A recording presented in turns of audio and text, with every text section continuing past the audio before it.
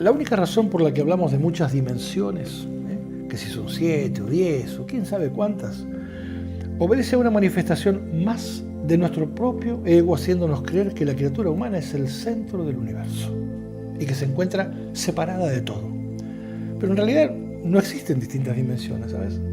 Lo que sí existen son distintas entidades habitando en pequeñas fracciones de un todo, pero siempre dentro de una frecuencia vibratoria igual a la suya. Déjame poner esto de un modo más sencillo de comprender.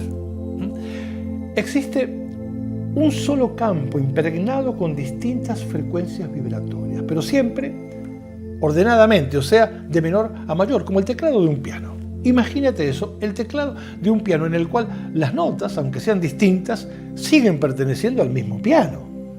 ¿Me entiendes, verdad?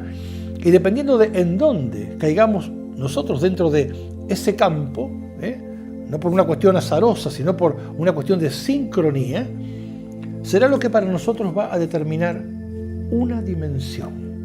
O sea que para nosotros una dimensión será todo lo que está contenido entre un extremo y el otro de nuestra capacidad de percepción, de nuestros 5 sentidos físicos.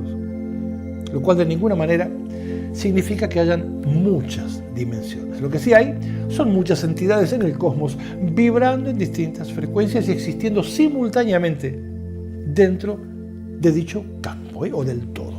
O sea que cada entidad, de un modo espontáneo, se va a integrar al todo dentro de la frecuencia vibratoria que se corresponda con la suya.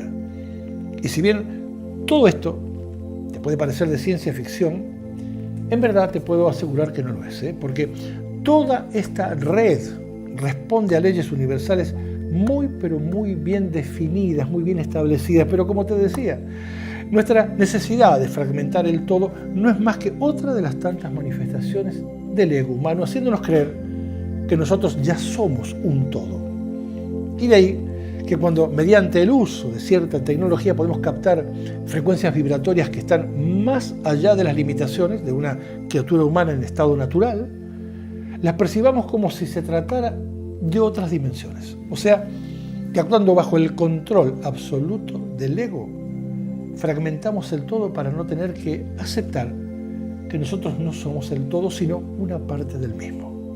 Es nuestro propio ego, súper inflamado, quien nos confunde y nos aleja de la posibilidad de poder comprender este gran campo vibratorio al que nosotros llamamos vida.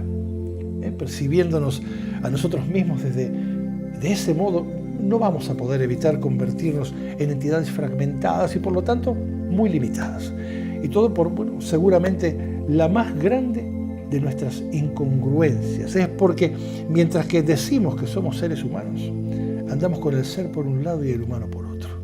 O sea que si la criatura humana pretende hacer contacto con el todo conscientemente, no le quedará más que volver a reunir sus dos naturalezas para armonizarse en sí misma, tal y como estaba cuando nacimos, y para que su capacidad de percepción se expanda y entonces sí, a partir de un ser humano ya consolidado, poder tener no la creencia, sino la absoluta certeza sobre qué es lo que estamos haciendo aquí, sobre de dónde venimos y hacia dónde vamos. Mientras tanto, seguiremos dando vueltas en círculos y sin lograr dar ese salto de calidad que tanta falta nos está haciendo como raza.